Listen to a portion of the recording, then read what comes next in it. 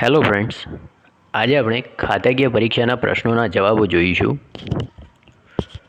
તો ખાતાકીય પરીક્ષાના પ્રશ્નોના જવાબોમાં આપણે ગુજરાત મુલકી સેવા, જોઈનિંગ ટાઈમ, ફરજ મોકૂફીના નિયમો 2002 જોઈ રહ્યા છીએ, જેના પ્રશ્નોના જવાબો 26 થી 50 જોઈએ. તો ચલો સ્ટાર્ટ કરીએ. તો 26મો પ્રશ્ન, ફરજ પર જોડાવાનો સમય કેટલા ભાગમાં ભોગવી શકાય? ફરજ પર જોડાવાનો સમય કેટલા ભાગમાં? તો 2 ભાગમાં ભોગવી શકાશે. પ્રશ્ન 27, એક જ સમય કચેરી એક જ મથકે કચેરી ખરેખર બદલાતી હોય ત્યારે ફરજ પર જોડાવાનો સમય કેટલા દિવસ મળવાપાત્ર છે? તો એક જ મથકે કચેરી બદલાતી હોય તો 1 દિવસ ફરજ પર જોડાવાનો સમય મળવાપાત્ર છે. 28મો પ્રશ્ન, ફરજ પર જોડાવાનો સમય દરમિયાન કયો પગાર મળે?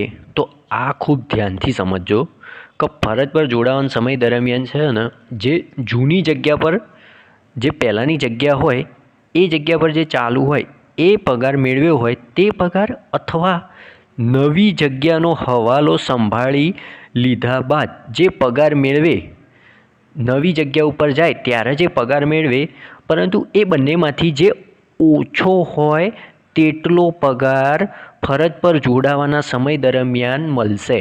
યાદ રાખજો, ફરીથી કહું છું, જૂની જગ્યા ઉપર જે પહેલાંની જગ્યા ઉપર હોય, જે તે કચેરી અથવા જે તે મથકે એ વખતે જે પગાર મળતો હોય, અથવા નવી જગ્યાએ કોઈ હવાલો એટલે નવી જગ્યાનો ચાર્જ લીધો, તો એ નવી જગ્યાનો હવાલો સંભાળી લીધા બાદ જે પગાર મેળવે, પરંતુ એમાં એ બંનેમાંથી જે ઓછો હોય તે પગાર ફરજ પર જોડાવાના સમય દરમિયાન મળશે. ઓકે, તો આગળ જોઈએ. પ્રશ્ન 29, યાદ રાખજો, યાદ રાખવા માટેનું છે કે ફરજ મોકૂફીના હુકમ રદ થવાના અને પુનઃનિયુક્તિના હુકમો વચ્ચેનો સમયગાળો ફરજ પર જોડાવાના સમય તરીકે ગણાશે. એટલે આ શું કહેવા માગે છે કે ફરજ મોકૂફી એટલે કે સસ્પેન્ડ થયો હોય, એ જે સસ્પેન્ડ થયા એ હુકમ રદ થયો, એટલે સસ્પેન્ડ થવાનો હુકમ રદ થયો અને ફરીથી નિયુક્ત કરવાનો હુકમ થયો, પરંતુ એ બંને વચ્ચેનો જે સમયગાળો છે એને ફરજ પર જોડાવાના સમય તરીકે ગણવાનો રહેશે, એવું કહે છે. ઓકે. 30મો પ્રશ્ન, એક કર્મચારીની બદલી જાહેર હિતમાં આણંદથી નડિયાદ થાય તો મુસાફરી માટે કેટલા દિવસ મળે? તો 1 દિવસ મળે. 31મો પ્રશ્ન, એક કર્મચારીની બદલી જાહેર હિતમાં એક જ મુખ્ય મથકે એક કચેરીમાંથી બીજી કચેરીમાં થાય તો ફરજ પર જોડાવાનો સમય કેટલો મળે? તો 1 દિવસ મળે. આ જ પ્રશ્ન આગળ પણ હતો કે એક જ મથકે, આ જુઓ પ્રશ્ન 27મો, એક જ મથકે કચેરી ખરેખર બદલાતી હોય ત્યારે ફરજ પર જોડાવાનો સમય કેટલા દિવસ મળે? તો આવી જ રીતે ટ્વિસ્ટ કરીને પણ પૂછે. 31મો પ્રશ્ન જુઓ, એક કર્મચારી બદલી જાહેર હિતમાં એક જ મુખ્ય મથકે એક કચેરીમાંથી બીજી કચેરીમાં થાય તો ફરજ પર જોડાવાનો સમય કેટલા મળે? 1 દિવસ. ઓકે, આ યાદ રાખજો.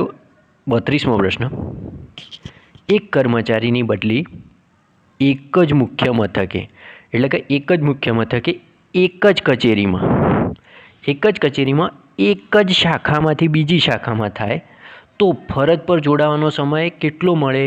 તો જો એક શાખામાંથી બીજી શાખામાં જાય તો ફરજ પર જોડાવાનો સમય નહીં મળે, યાદ રાખજો. ઓકે, એક શાખામાંથી બીજી શાખામાં જાય તો ફરજ પર જોડાવાનો સમય નહીં મળે. 33મો પ્રશ્ન, યાદ રાખવા માટેનો છે. ફરજ પર જોડાવાના સમયમાં તૈયારી કરવા માટે કેટલા? 6 દિવસ આપવામાં આવે છે. 34મો પ્રશ્ન, કોઈ અધિકારી બદલી થયેથી જોઈનિંગ ટાઈમ ભોગવ્યા સિવાય બદલીવાળી જગ્યાએ હાજર થવા જાય છે અને તેને હાજર ન કરવામાં આવે ત્યારે એ જે હાજર ન કરવામાં આવે ત્યારે જે નવો હુકમ ના થાય ત્યાં સુધી પસાર થતા સમય માટે શું કરવું જોઈએ? તો જ્યારે કોઈ અધિકારી બદલી થવાથી જોઈનિંગ ટાઈમ ભોગવ્યા સિવાય બદલીવાળી જગ્યાએ હાજર થવા જાય છે, પરંતુ હાજર ન કરાય ત્યાં સુધી જે નવો હુકમ થાય એ સમયગાળાને ફરજિયાત પ્રતીક્ષા સમય મંજૂર કરવાનો થાય છે. આ યાદ રાખજો, ફરજિયાત પ્રતીક્ષા સમય મંજૂર કરવાનો થાય છે. 35મો પ્રશ્ન, જેમાં યાદ રાખવાનું છે કે ફરજ મોકૂફી એટલે સસ્પેન્શન. તો સસ્પેન્ડ એટલે કે ફરજ મોકૂફી એ સરકારી કર્મચારી તેની ફરજ પરથી કામચલાઉ ધોરણે એટલે કે ટેમ્પરરી દૂર કરવામાં આવે છે. ફરજ મોકૂફીને એ સરકારી કર્મચારીને જે તે તપાસની કાર્યવાહી ચાલતી હોય એ સમયગાળા દરમિયાન એને ફરજથી દૂર કરવામાં આવે છે, પણ કેવા? કામચલાઉ ધોરણે એટલે કે ટેમ્પરરી. હવે જુઓ, ફરજ મોકૂફી એ કોઈ શિક્ષા નથી. આ યાદ રાખજો, ફરજ મોકૂફી એ કોઈ શિક્ષા નથી. લોકો સસ્પેન્શનને શિક્ષા ગણે છે, પરંતુ સસ્પેન્ડ એ કોઈ શિક્ષા નથી. સરકારી કર્મચારીને થોડા સમય માટે કામચલાઉ ધોરણે દૂર કરવામાં આવે છે ફરજ પરથી. હવે ફરજ મોકૂફીથી સરકારી કર્મચારીની નોકરીનો અંત આવતો નથી. યાદ રાખજો, ફરજ મોકૂફીથી સરકારી કર્મચારીનો નોકરીનો અંત આવતો નથી.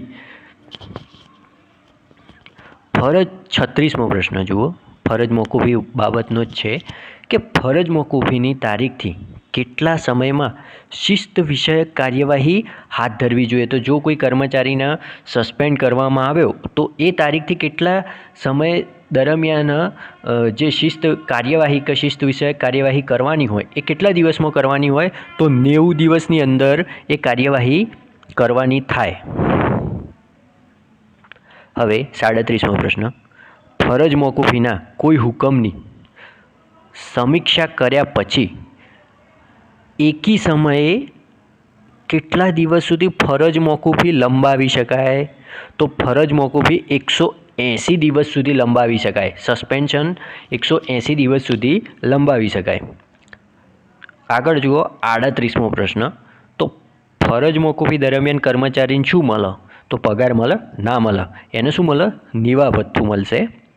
ફરજ મોકૂફી દરમિયાન કર્મચારીને નિર્વાહ ભથ્થું મળશે. આ યાદ રાખજો. હવે 39મો પ્રશ્ન, તો નિર્વાહ ભથ્થામાંથી કોઈ કપાત થાય? હા, થાય. કઈ? તો એક છે આવકવેરો અને એક છે વ્યવસાય વેરો. આ બે કપાત થશે. પછી 40મો પ્રશ્ન જુઓ, નિર્વાહ ભથ્થામાંથી કઈ કપાત કરી શકાય નહીં? તો સરકારને થયેલ નુકસાનની વસૂલાત એ નિર્વાહ ભથ્થામાંથી એ કપાત નહીં કરી શકાય. ઓકે, આટલું યાદ રાખજો. આ ખૂબ અગત્યના પ્રશ્નો છે. હવે આગળ જોઈએ 41મો પ્રશ્ન, કઈ કપાત વૈકલ્પિક છે? વૈકલ્પિક એટલે કે તમારે જો એ વસ્તુ ઓપ્શનલ છે, કે મતલબ કે તમારે જો એ વસ્તુ કરવી હોય તો કરી શકો અથવા ના કરવી હોય તો ના કરી શકો એમ. એટલે કે કઈ કપાત એટલે કે તમારે કોઈ વસ્તુ કપાત કરવી હોય પગારમાંથી, તો એ કઈ છે ફરજ મોકૂફી દરમિયાન? તો સામાન્ય ભવિષ્ય નિધિમાંથી પેશગીની વસૂલાત એ વૈકલ્પિક છે. યાદ રાખજો, પેશગીની વસૂલાત એ વૈકલ્પિક છે. આ પ્રશ્ન ઘણીવાર આવતો હોય છે. એટલે કે ફરજ મોકૂફી દરમિયાન કઈ કપાત વૈકલ્પિક છે? તો સામાન્ય ભવિષ્ય નિધિમાંથી પેશગીની વસૂલાત એ વૈકલ્પિક છે. 42મો પ્રશ્ન, સરકારી કર્મચારી ફરજ મોકૂફીને 6 મહિના જેટલો સમય થઈ ગયો. કોઈ કર્મચારીને 6 મહિના સુધી સસ્પેન્ડ કર્યો, તો એના નિર્વાહ ભથ્થામાં વધારો કે ઘટાડો, કેટલો વધારો ઘટાડો કરી શકાય? તો એ છે 50% જેટલો વધારો ઘટાડો કરી શકાય. સરકારી કર્મચારીને સસ્પેન્ડ હોય 6 મહિના જેટલો સમય થયો હોય એ દરમિયાન. આગળ 43મો પ્રશ્ન, નિર્વાહ ભથ્થામાંથી અતિ ચૂકવણીની વસૂલાત કરવા કોઈ બાદ નથી. આ યાદ રાખજો. અતિ ચૂકવણી એટલે વધારાની ચૂકવણીની કોઈ વસૂલાત કરવા બાબતની કોઈ એ બાદ નથી નિર્વાહ ભથ્થામાં ફરજ મોકૂફી દરમિયાન. હવે આગળ 44મો પ્રશ્ન. ફરજ મોકૂફી દરમિયાન કર્મચારી ખાનગી નોકરી, ધંધો, રોજગાર કે વ્યવસાય કરી શકશે નહીં. ધારો કે કોઈ કર્મચારીને સસ્પેન્ડ કર્યો તો જે તે જેટલા સમયગાળા માટે સસ્પેન્ડ કર્યો, ફરજ મોકૂફી ઉપર રહ્યો, તો એ સમય દરમિયાન એ કોઈ જાતની કોઈ પ્રાઇવેટ નોકરી, ધંધો, પોતાનો બિઝનેસ, રોજગાર કે વ્યવસાય એ સમય દરમિયાન કરી શકશે નહીં, કેમ કે ફરજ મોકૂફી દરમિયાન એને નિર્વાહ ભથ્થું આપવામાં આવે જ છે. ફરજ મોકૂફીના સમયગાળાને રજા તરીકે ગણી શકાય. એને કયો રજા તરીકે ગણી શકાય? એટલે ઘણીવાર એવો પ્રશ્ન આવે છે કે ફરજ મોકૂફી દરમિયાન કર્મચારીને રજા મંજૂર કરી શકાય? તો ના મંજૂર કરી શકાય, કારણ કે ફરજ મોકૂફીનો સમગ્ર સમયગાળાને રજા તરીકે જ ગણવામાં આવે છે, એટલે એને રજા મંજૂર ના કરી શકાય. આ યાદ રાખજો. ફરજ મોકૂફીના અમુક ભાગને રજામાં ફેરવી શકાય નહીં. એટલે કે ધારો કે કોઈ ફરજ મોકૂફી ઉપર હોય તો 3 મહિના જેવું હોય તો 1 મહિનો રજાનો અને 2 મહિનો કોઈ બીજી બાબતમાં, એવી રીતે કોઈ ફરજ મોકૂફીમાં ફેરવી ના શકાય. એટલે યાદ રાખજો કે ફરજ મોકૂફીના અમુક ભાગને રજામાં ફેરવી શકાય નહીં. અમુક જ ભાગને એમ એવું નહીં કરી શકાય. આ યાદ રાખજો. હવે આગળ નિર્વાહ ભથ્થામાંથી સામાન્ય ભવિષ્ય નિધિના ફાળો કાપી શકાશે નહીં. આવો પ્રશ્ન ઘણીવાર આવે છે કે નિર્વાહ ભથ્થામાં ફરજ મોકૂફી દરમિયાન નિર્વાહ ભથ્થામાંથી સામાન્ય ભવિષ્ય નિધિનો ફાળો કાપી શકાય. આ વિધાન સાચું કે ખોટું? તો ના કાપી શકાય. આ યાદ રાખો. હવે આગળ 45મો પ્રશ્ન. ફરજ પર જોડાવાનો સમય ક્યારે મળવાપાત્ર છે? તો જૂની જગ્યાનો ફરજ પર જોડાવાનો સમય એટલે કે જ્યારે એ ફરજ પર જોડાવાનો હોય સમય, એ સમય દરમિયાન તો જ્યારે એ જૂની જગ્યા એટલે કે પહેલાં જે જગ્યા ઉપર હતો એ જગ્યાનો હવાલો સુપરત કરીને, એટલે કે જે તે જગ્યાનો હવાલો પરત કરીને રજા ભોગવ્યા વગર એ જ મથકે અથવા એ જિલ્લામાં થઈ હોય એને જોડાવાનું, અથવા તો નવા મથકે કોઈ બીજી જગ્યાએ થઈ હોય તો એ નવી જગ્યાએ જોડાવા માટે ફરજ પર જોડાવાનો સમય મળવાપાત્ર છે. આ યાદ રાખજો કે જૂની જગ્યાનો જે હવાલો હોય એ પાછો આપી દીધો અને રજા ભોગવ્યા વગર એ જ મથક અથવા નવા મથકે અથવા નવી જગ્યાએ જોડાવા માટે જાય ત્યારે ફરજ પર જોડાવાનો સમય મળવાપાત્ર થાય. નવી જગ્યાએ જોડાવાનું થાય ત્યારે. ઓકે, ટૂંકમાં. હવે 46મો પ્રશ્ન. બદલી થતાં નવી જગ્યા પર હાજર થવા માટે ફરજ પર જોડાવાનો મળવાપાત્ર વધુમાં વધુ સમય કેટલો હોવો જોઈએ? તો બદલી થતાં નવી જગ્યા પર હાજર થવા ફરજ પર જોડાવાનો સમય વધુમાં વધુ કેટલો હોઈ શકે એમ? તો રવિવાર નહીં ગણવાનો, એના સિવાય જાહેર રજાઓ સહિત 30 દિવસ. ઓકે, આ પ્રશ્ન આવે તેવું 30 દિવસ લખ્યું હોય તો 30 દિવસ લખજો, પરંતુ જો એવું લખો કે રવિવાર સિવાય જાહેર રજાઓ સહિત 30 દિવસ, તો એનો જવાબ આવશે રવિવાર સિવાય જાહેર રજાઓ સહિત 30 દિવસ. હવે આગળ ફરજ પર જોડાવાનો સમય ક્યારે લંબાવી ના શકાય?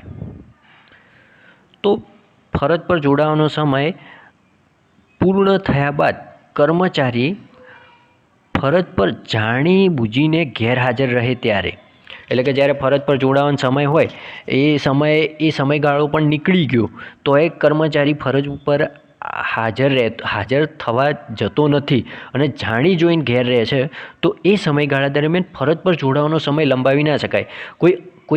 કોઈ કારણોસર એ ના આવી શકે તો સમજી શકાય, પરંતુ જાણી જોઈને ગેરહાજર રહે તો ફરજ પર જોડાવાનો સમય મળશે નહીં અને લંબાવી શકાશે નહીં. એ યાદ રાખજો. હવે આગળ 48મો પ્રશ્ન. કર્મચારીની સંમતિ સિવાય રાજ્યેતર સેવામાં તેની બદલી ક્યારે ન કરી શકાય? તો જિલ્લા પંચાયતમાં કર્મચારીની સંમતિ વગર રાજ્યેતર સેવામાં બદલી ક્યારે પણ ના કરી શકાય. ઓકે, કારણ કે જિલ્લા પંચાયતમાં પંચાયતના નિયમો હોય છે, એ પંચાયતના નિયમોના હેઠળ એ બધાની કાર્યવાહી થતી હોય. ઓકે, આગળ જોઈએ. રાજ્યેતર સેવામાં નિમણૂક કરવામાં આવેલ કર્મચારીના પેન્શન અને રજા પગારના ખર્ચનો ફાળો એકત્રિત ફંડમાં ચૂકવવા માટે પ્રાથમિક જવાબદારી કોની છે? તો આ જવાબદારી છે સરકારી કર્મચારીની. હવે રાજ્યેતર સેવા એટલે કે જે સેવા એટલે કે જે સરકારી કર્મચારી હોય એમનું જે પગારનું હોય એ એકત્રિત ભંડોળ એટલે કે કોન્સોલિડેટેડ ફંડમાં થતું હોય છે. પરંતુ જો રાજ્યેતર સેવામાં નિમણૂક કર્મચારી હોય તો એનો પગારનું જે હોય એ એકત્રિત ભંડોળમાં થતું નથી. તો જ્યારે એકત્રિત ભંડોળમાં જે રાજ્યેતર સેવામાં નિમણૂક કર્મચારી હોય એના જે પેન્શન અને રજા પગાર આ ખર્ચનો ફાળો એકત્રિત ભંડોળમાં ચૂકવવાની જવાબદારી કોની હોય? તો જે તે સરકારી કર્મચારીની જ રહેશે. એટલે એકત્રિત ફંડ, સરકારમાં બે પ્રકારના ફંડ હોય છે, એક કોન્સોલિડેટેડ ફંડ અને એક કન્ટિન્જન્સી ફંડ. એટલે કે કોન્સોલિડેટેડ એટલે કે એકત્રિત ફંડ અને કન્ટિન્જન્સી એટલે કે આકસ્મિક ફંડ. આકસ્મિક ફંડ એટલે કે કોઈ આકસ્મિક કારણોસર કોઈ આપત્તિ કે કોઈ આપદા આવી પડે એ સમયે જે ફંડ વપરાય એ આકસ્મિક ફંડ કહેવાય, કન્ટિન્જન્સી ફંડ. એટલે સરકારમાં એ બે રીતના ફંડ હોય છે. એટલે આ પ્રશ્નમાં એવું કહેવા માગે છે કે રાજ્યેતર સેવામાં જો કોઈ નિમણૂક પામેલ કર્મચારી હોય તો એનો પગાર અને રજા પગાર અને પેન્શન એ એકત્રિત ફંડમાં નહીં પડતું હોય. તો એ કર્મચારીએ પેન્શન અને રજા પગારના ખર્ચનો ફાળો એકત્રિત ફંડમાં ચૂકવવા માટેની પ્રાથમિક જવાબદારી કોની હોય છે? તો એ સરકારી કર્મચારીની જ હોય છે.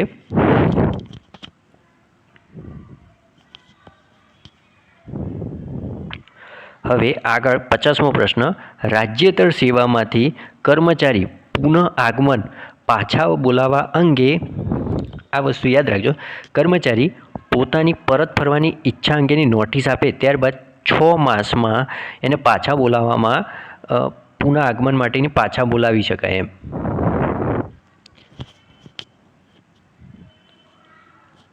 હવે આગળ 51મો પ્રશ્ન જુઓ કે ફરજ મોકૂફીના કર્મચારીના નિર્વાહ ભથ્થામાં ઘટાડો કરવામાં આવે. એ જે ફરજ મોકૂફી સમય દરમિયાન એને જે નિર્વાહ ભથ્થું મળે એમાં ઘટાડો કરવામાં આવે તો એ મોંઘવારી ભથ્થાનો દર કેટલો રહેશે? તો એ જે મોંઘવારી ભથ્થાનો દર રહેશે એ જેટલું નિર્વાહ ભથ્થું ઘટાડ્યું હોય એ રકમના ઉપર આધારિત મોંઘવારી ભથ્થાના દરે એ મોંઘવારી ભથ્થાનો દર રહેશે. ઓકે, ઘટાડેલ નિર્વાહ ભથ્થાની રકમ ઉપર આધારિત મોંઘવારી ભથ્થાના દરે મોંઘવારી ભથ્થાનો એ જે તે દર રહેશે. હવે આગળ 52મો પ્રશ્ન. નિર્વાહ ભથ્થામાંથી કઈ કપાત ના કરી શકાય? આ આગળ આપણે કીધું હતું કે સામાન્ય ભવિષ્ય નિધિમાં ભરવાના ફાળાની કપાત નહીં કરી શકાય. નિર્વાહ ભથ્થામાંથી સામાન્ય ભવિષ્ય નિધિમાં જે ભરવાનો ફાળો હોય છે એ નિર્વાહ ભથ્થામાંથી કપાત નહીં થાય. આગળ 53મો પ્રશ્ન જોઈએ. ભારતના સંવિધાનની કઈ કલમ હેઠળ રાજ્ય સરકારે ગુજરાત મુલ્કી સેવા જોઈનિંગ ટાઈમના નિયમો 2002 ઘડ્યા છે? તો એ છે કલમ 309નો પરંતુ.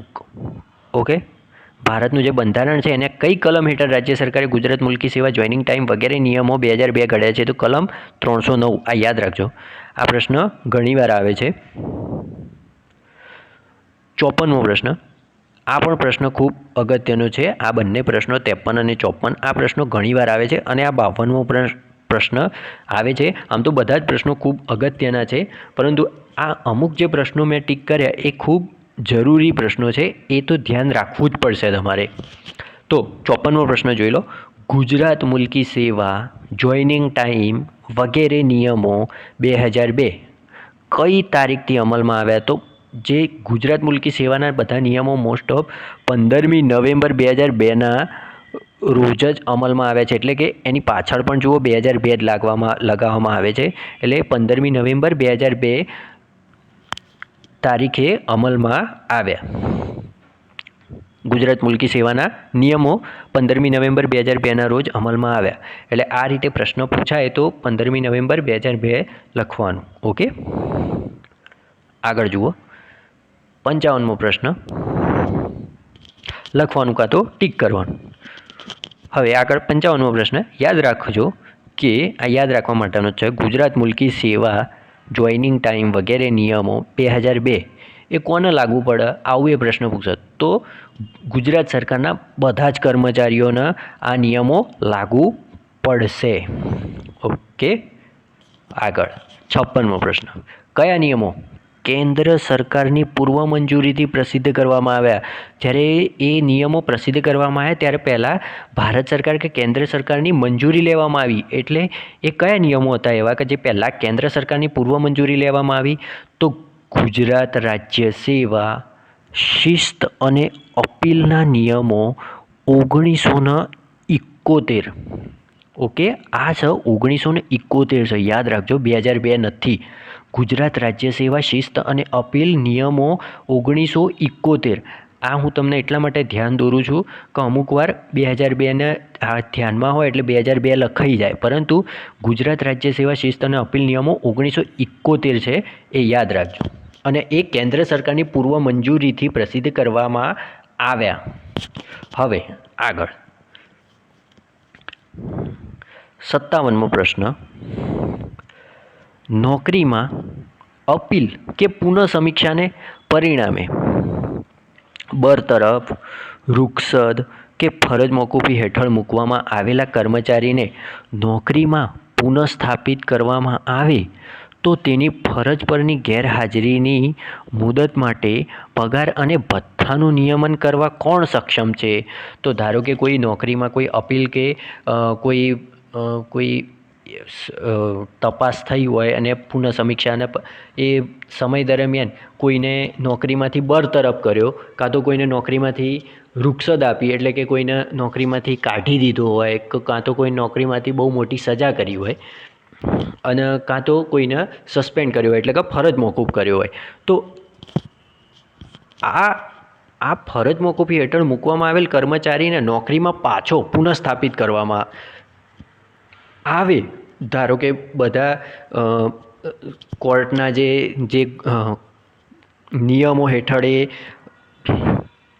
આરોપ સાબિત ના થતો હોય અથવા તો કોઈ એને કોઈ એ સમયગાળા દરમિયાન કોઈ એવું કોઈ હોય નહીં, ખોટું કર્યું ના હોય, તો એ નોકરીમાં પાછો લેવામાં આવે તો તેની ફરજ પર ગેરહાજરી, એટલે કે એ જે તે સમયગાળા દરમિયાન એ ફરજ પર ગેરહાજર હતો તો એ સમયગાળા દરમિયાન જે પગાર ભથ્થાનું નિયમન કરવા કોણ સક્ષમ છે? તો એ જે તે સમયગાળા દરમિયાન જે ગેરહાજર રહ્યો એ મુદત માટે, તો એ પગાર ભથ્થાનું નિયમન કરવા માટે પુનઃસ્થાપિત કરવાનો, એટલે કે જે અધિકારી એને પાછા લેવાનો હુકમ કરવાની સત્તા ધરાવતો હોય એ અધિકારી જ એના પગાર અને ભથ્થાનું નિયમન કરવા માટે સક્ષમ છે. આ યાદ રાખજો કે કોણ કરી શકે પગાર ભથ્થાના નિયમન? એ પગાર ભથ્થાનું નિયમન તો જે અધિકારી એને પાછા લેવાની અથવા તો પુનઃસ્થાપિત કરવાનો હુકમ કરવાની સત્તા ધરાવતો હોય એ જ અધિકારી એના જે તે કર્મચારીને એ જે તે સમયગાળા દરમિયાન ગેરહાજર રહ્યો, જેમ કે બરતરફ, રૂખસદ કે ફરજ મોકૂફ દરમિયાન જે ગેરહાજર રહ્યો એ સમયગાળા દરમિયાન ગેરહાજરીની મુદત માટે પગાર ભથ્થાનું નિયમન કરવા માટે જે અધિકારી એને પાછા લેવાનો હુકમ કરવાની સત્તા ધરાવતો હોય એ જ પગાર અને ભથ્થાનું નિયમન કરવાનો સક્ષમ છે. આ હું એટલા માટે વારંવાર બોલું છું કે યાદ રાખજો કે જે પાછો લઈ શકે જે કર્મચારી કે અધિકારીને, એ જ એના પગાર ભથ્થાનું નિયમન પણ કરી શકે. હવે આગળ 58મો પ્રશ્ન નોકરીમાં અપીલ કે પુનઃસમીક્ષાને પરિણામે આગળના પ્રશ્ન જેવો જ છે આ કે એને બરતરફ કર્યો, રૂખસદ કર્યો કે ફરજ મોકૂફી હેઠળ મૂકવામાં આવેલા કર્મચારી એ જે તે કર્મચારીને નોકરીમાં પાછો પુનઃસ્થાપિત કરવામાં આવે તો તેની ફરજ પરની ગેરહાજરીની મુદત કેવી રીતે વિનિયમિત કરવામાં આવે? તો એની જે ગેરહાજરીની મુદત છે એ સત્તા અધિકારીની વિચારણા કરીને નક્કી કરે તે પ્રમાણે, જે તે સત્તા ધરાવતો અધિકારી હોય એ જે તે વિચારણા કરે એ પ્રમાણે જે તે કર્મચારી વિરુદ્ધ ધારો કે બરતરફ, રૂખસદ કે ફરજ મોકૂફી હેઠળ જે મૂકવામાં આવ્યો હોય એ સમયગાળા દરમિયાન એ જે તે ગેરહાજરીની મુદત હોય અને પછી જ્યારે એને નોકરીમાં પાછો લેવામાં આવ્યો હોય તો એ સમયગાળા દરમિયાનની જે એ ગેરહાજરીની મુદત છે એ કોણ વિનિયમિત કરી શકે, એટલે કે કોણ આ બધા નિર્ણયો લઈ શકે? તો સત્તા અધિકારી વિચારણા કરીને નક્કી કરે તે પ્રમાણે. હવે આગળ જોઈએ 59મો પ્રશ્ન. એ પણ એ જ પ્રકારનો છે કે બરતરફ, રૂખસદ કે ફરજ મોકૂફી ઉપરના અથવા ફરજિયાત નિવૃત્ત એટલે કે ધારો કે 58 વર્ષે અથવા તો 60 વર્ષે જે કર્મચારી નિવૃત્ત થતા હોય એ નિવૃત્ત કરવામાં આવેલ કર્મચારીને કોર્ટના ચુકાદાને, આ જુઓ મેં અલગ કર્યું છે કે કોર્ટના ચુકાદાને આધારે નોકરી ઉપર પરત લેવામાં આવ્યા અને તેની સામે કોઈ ખાતાકીય તપાસ ન કરવાનો નિર્ણય લેવામાં આવે તેવા કર્મચારીને કયો પગાર અને ભથ્થું મળવાપાત્ર છે? તો ધારો કે કોઈ કર્મચારીને બરતરફ કર્યો, રૂખસદ કર્યો, ફરજ મોકૂફી એટલે કે સસ્પેન્ડ કર્યો અથવા કોઈ ફરજિયાત નિવૃત્ત અથવા તો એ નિવૃત્ત કરવામાં આવેલ કર્મચારીને કોર્ટમાં અપીલ થાય ને એ બધી પ્રક્રિયાઓ થાય કાયદાકીય, પછી એ કોર્ટના ચુકાદાને આધારે નોકરી પર પાછો લેવામાં આવ્યો અને તેની સામે કોઈ ખાતા દ્વારા જે ખાતાકીય તપાસ કરવામાં આવે છે એ ખાતાકીય તપાસ ન કરવાનો નિર્ણય લેવામાં આવે તો એ કર્મચારીને કયો પગાર અને ભથ્થા મળે? તો પૂરો પગાર અને ભથ્થા મળે, કારણ કે એની સામે હવે કોઈ તપાસ કરવાની, કાર્યવાહી આગળ કરવાની કોઈ જરૂર રહેતી નથી. એ નિર્દોષ સાબિત થાય તો એ પૂરા પગાર અને ભથ્થા મળવાપાત્ર છે. ઓકે, હવે આગળ 60મો પ્રશ્ન. સરકારી કર્મચારીને ફરજ મોકૂફી દરમિયાન નિર્વાહ ભથ્થું ચૂકવવા અંગેની જોગવાઈ. આ ફરજ મોકૂફી દરમિયાન જે નિર્વાહ ભથ્થું જે હોય છે એ ચૂકવવા અંગેની જોગવાઈ કયા નિયમોમાં કરવામાં આવી છે?